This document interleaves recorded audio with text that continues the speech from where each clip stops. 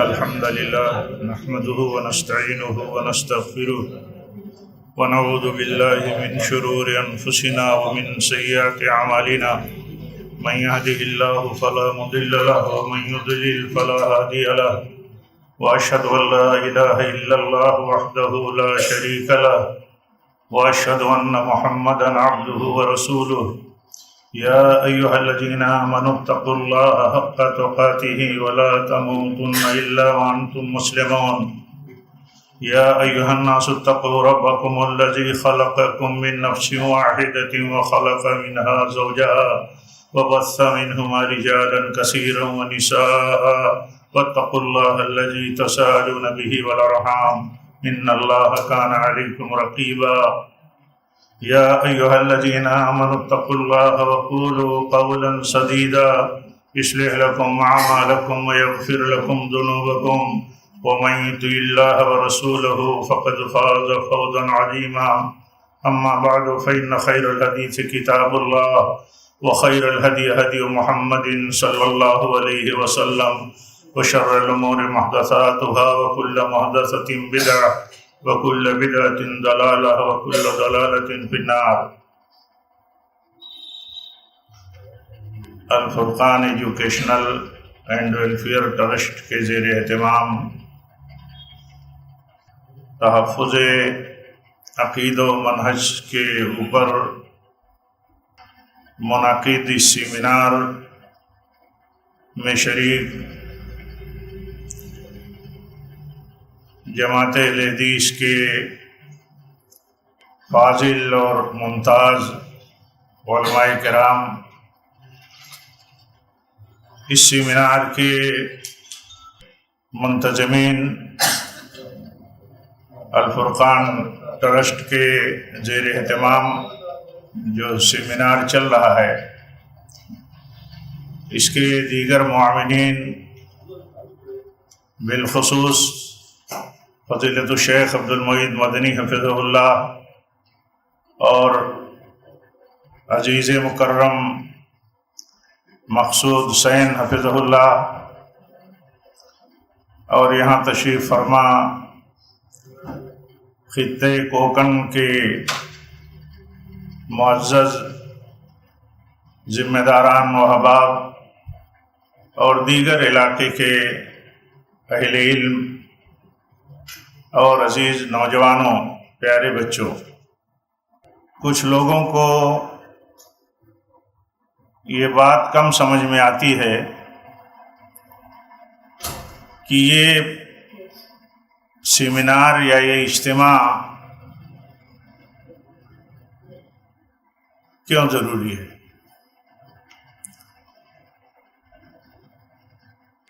آپ نے سنا ہے، جن بھائیوں نے لائیو پروگرام دیکھا ہے اور سنا ہے، میں سمجھتا ہوں کہ ان کے دماغ کے شبہات ختم ہو گئے ہوں گے۔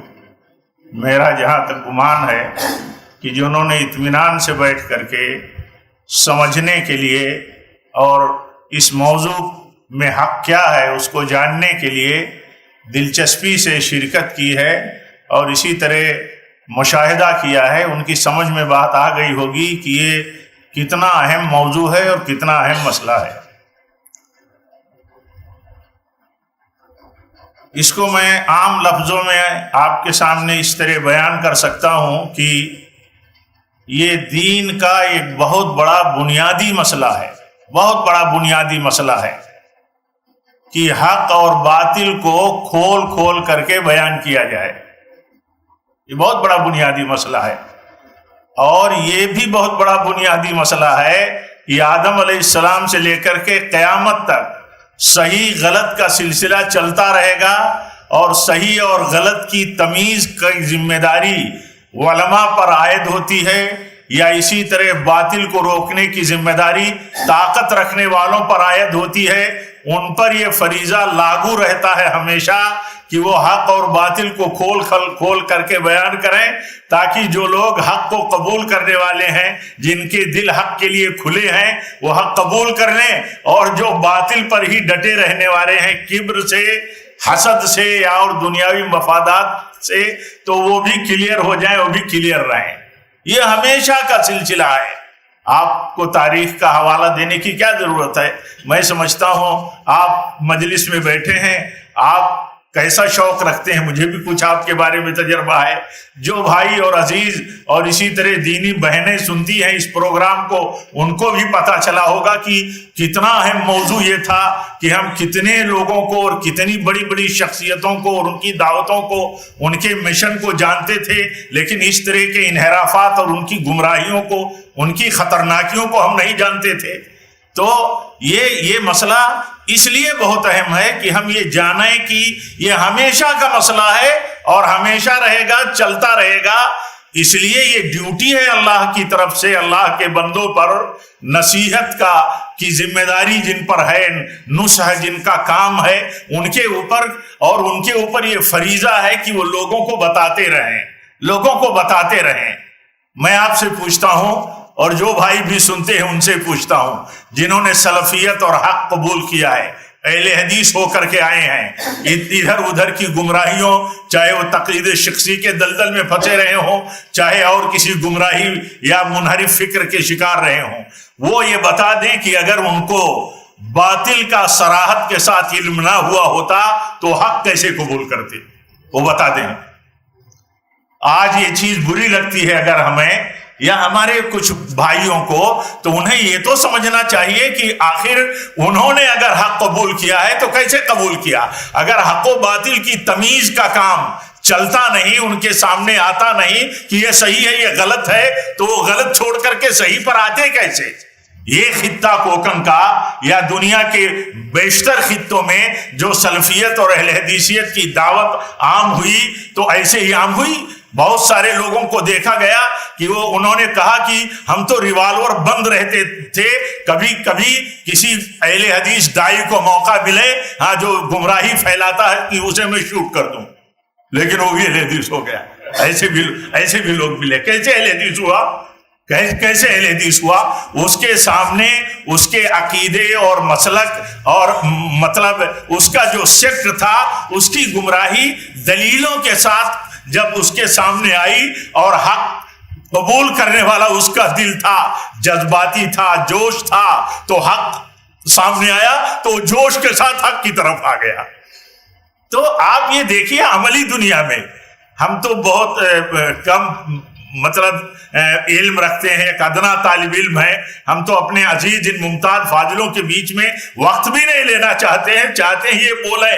میں صرف یہ چاہتا ہوں کہ سب کے سامنے میری جو ذمہ داری ہے، حق آنے کا عمل جاری رہنا چاہیے۔ چھوٹی چھوٹی مصلحتیں، دنیا کی مصلحتیں، تعلقات کی مصلحتیں، رشتے کی مصلحتیں، ہمارا کوئی ہمدرد ہے اس کی رائے رکھنے کی مصلحتیں، یہ سب چیزیں ابھی آپ نے سنا مثالوں کے ذریعے کہ ہمارے سلف غلط اگر اولاد ہوتی تھی تو اولاد کو کہتے تھے اس کا عقیدہ غلط ہے، اس کا عقیدہ غلط ہے۔ کوئی بھائی ہوتا تھا، باپ ہوتا تھا تو کہتے تھے اس کا عقیدہ غلط ہے۔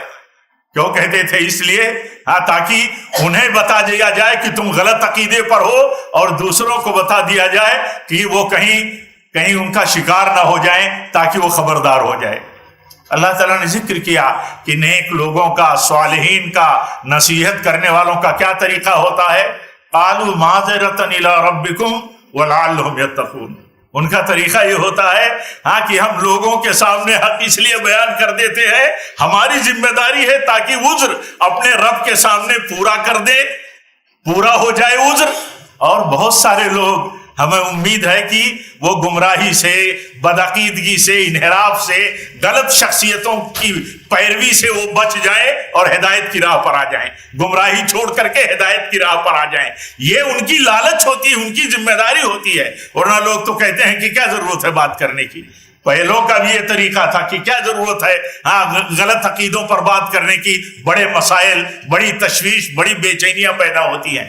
تو میرے بھائیو یہ طریقہ نہیں ہے۔ اور مثالوں کے ذریعے آپ اگر دیکھیں گے تو بہت ساری مثالیں ہیں۔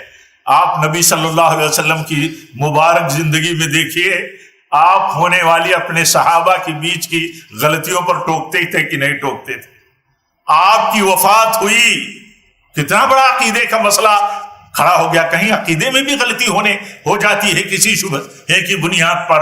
اہل حق کے ہاں بھی امیر المومنین عمر بن خطاب رضی اللہ تعالیٰ عنہ نے، اس وقت تو آپ امیر المومنین نہیں تھے، لیکن ان کی شخصیت کے ساتھ امیر المومنین کا منصب ہے تو کہہ دیا جاتا ہے. انہوں نے کیا کہا تھا؟ کوئی یہ نہ کہے کہ آپ کی موت ہو گئی ہے. آپ بتائیے، سارے لوگ تو انہی کے ساتھ حلقہ باندھ لیے تھے، سارے لوگ. ایک اللہ کا بندہ، امت کا سب سے بڑا عالم، ساری امتوں میں سب سے افضل انسان، وہ جب آیا حضرت ابوبکر رضی اللہ تعالیٰ عنہ صدیق کائنات، تو انہوں نے آ کر کے مسئلے کو کلیئر کیا. تو اب آپ کو پتا ہے، یاد دہانی کی ضرورت ہے. پھر کیا ہوا آپ بتائیے. سارے لوگ اس صحیح موقف اور صحیح عقیدے پر آ گئے.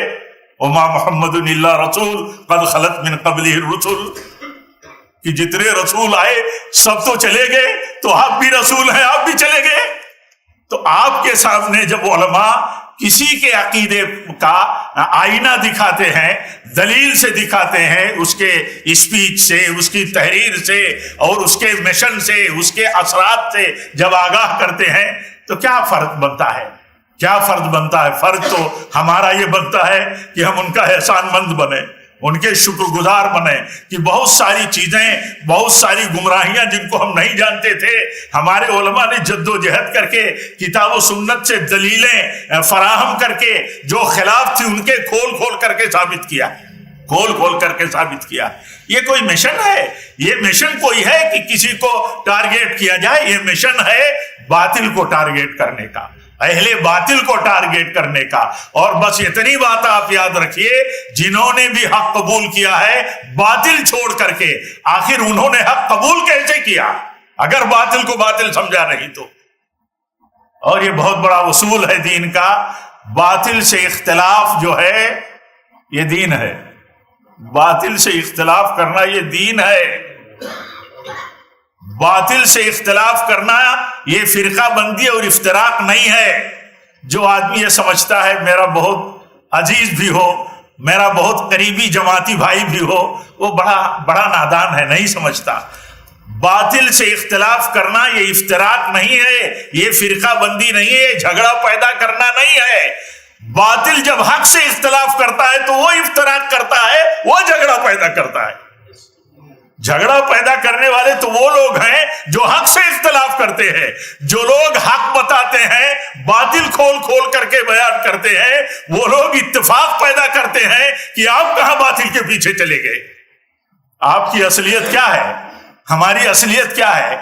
ہماری اور آپ کی اصلیت خالص توحید ہے، خالص اتباع ہے، انبیاء کی اتباع، اب نبی صلی اللہ علیہ وسلم کی صرف اور خالص اتباع، سلف کے طریقے کے مطابق.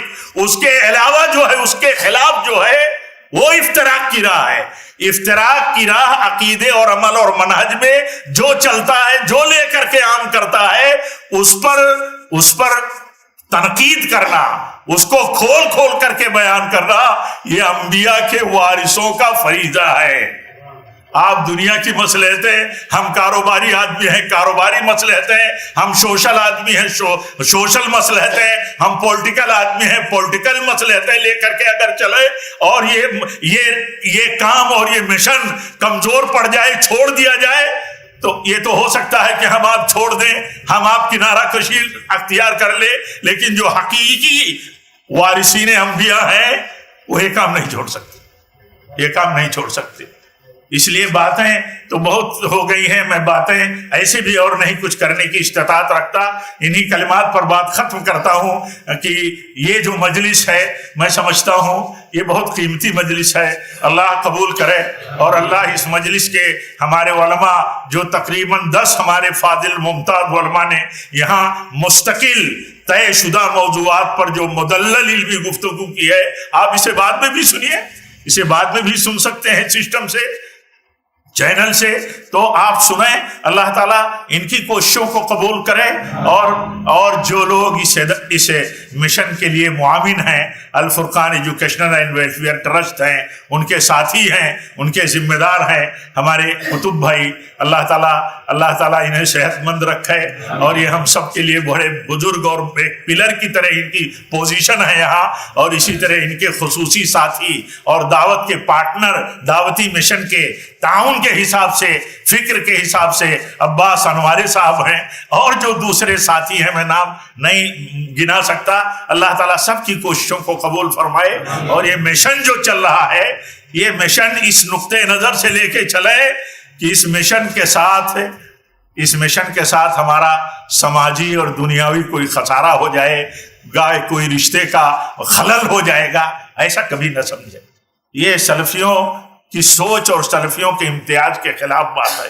اللہ تعالیٰ ان سبوں کی کوششوں کو قبول کرے، اور آپ جو چنندہ لوگ، نمائندہ لوگ، اور جو اس دونوں ضلع کے یعنی رائے گڑھ اور رتنا گیری کے مختلف جماعتوں کے جو سربراہ لوگ آپ یہاں تشریف لائے ہو، آپ نے جو کچھ سنا ہے، دلائل سے سنا ہے، جذباتی باتیں نہیں ہوئی ہیں، میں نے بھی بیشتر حصہ سنا ہے، یہاں بیٹھ کر کے تھوڑا وقفہ کبھی کہیں پلک جھپکی ہو نہیں سنا، بہت اچھی طرح آواز، اللہ جزائے خیر دے، ہاں قاضی صاحب اور ان کے سسٹم میں کام کرنے والوں کو بڑی اچھی آواز تھی، اور بڑا اچھا لائیو بھی سنا چل رہا ہے، تو وہاں بھی پوری بات سنی گئی ہے۔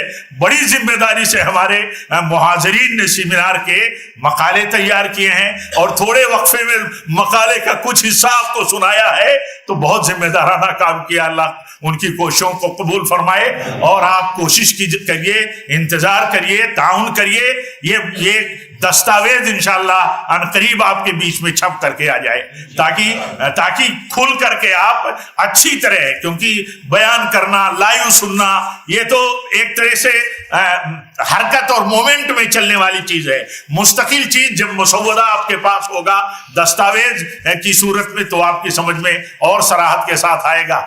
اللہ تعالیٰ سب کی کوششوں کو قبول فرمائے، اور جتنے حاضرین ہیں آپ سب، ہم سب، اللہ تعالیٰ ہماری اس حاضری کو اللہ تعالیٰ ہم سب کے لیے باعث سعادت بنائے۔ اس سلفیت کے مشن کو، جو ممتاز مشن ہے اور جس کا امتیاز ہے کتاب و سنت اور سلف کے مسلک کو مطلب اس کی اپنی صحیح بنیادوں پر ریز کرنا اور اس پر عمل کرنا، اور اس کے خلاف جتنی چیزیں ہیں اس کی نشاندہی کرنا، اور اس سے لوگوں کو بچانا۔ آپ دنیا میں کسی کا نقصان ہونے لگے، آپ اس کو بچا لو تو ہمیشہ یاد رکھتا ہے، لیکن اصل یاد ان کو رکھیے جو آپ کو اور ہم کو بدعقیدگی سے بچانے والے، جنہوں نے بچایا ہے۔ میں ایک بھائی کو جانتا ہوں، ابھی اللہ تعالیٰ ابھی ان کا انتقال ہوا، جانتا ہوں، نام نہیں لے سکتا۔ وہ کسی کے ہاتھ وہ بریلوی تھے، اہل حدیث ہو گئے، پھر بعد میں کچھ معاملات کا جھگڑا ہو گیا، تعلقات ہمارے دونوں طرف سے، دونوں اہل حدیث سے، بعد میں اہل حدیث ہوئے، تو کبھی کبھی ناراض ہو جاتے تھے۔ یہ جو بریلوی تھے، اہل حدیث ہوئے، بہت سخت ناراض ہو جاتے تھے، کہتے تھے کبھی کبھی دل میں آتا ہے کہ جو کچھ ہو سکے سب اس کے ساتھ کر گزروں، لیکن ایک احسان نہیں بھلا سکتا کہ اس کے ہاتھ پر میں اہل حدیث ہوا، میں اس کے ہاتھ پر اہل حدیث ہوا، یہ احسان نہیں بھلا سکتا۔ پھر جو بھی غلط، جو بھی ارادے ہوتے ہیں، یا جو کچھ بھی میرے ساتھ بیت رہی ہے، میں سب بھلا دیتا ہوں۔ تو یہ سوچ ہونی چاہیے میرے بھائی، اور یہ سوچ جب بن جائے گی تو آپ یہ سمجھ لیجئے، یہ سوچ جب بن جائے گی تو ہم اپنے علماء کے سب سے بڑے قدرداں ہوں گے، اور قدرداں ہونا چاہیے۔ علماء کا کام کیا ہے؟ علماء ہمارے لیے زینت ہیں، علماء باطل کے روکنے کے لیے ہتھیار ہیں۔ اللہ تعالیٰ ہم سب کو صحیح سمجھ دے، یہ مبارک اجتماع کامیاب کرے، اس سے زیادہ سے زیادہ فیض عام ہو۔ اللہ تعالیٰ ہم سب کو توفیق دے۔ وآخر دعوانا الحمدللہ رب العالمین، والسلام علیکم ورحمۃ اللہ وبرکاتہ۔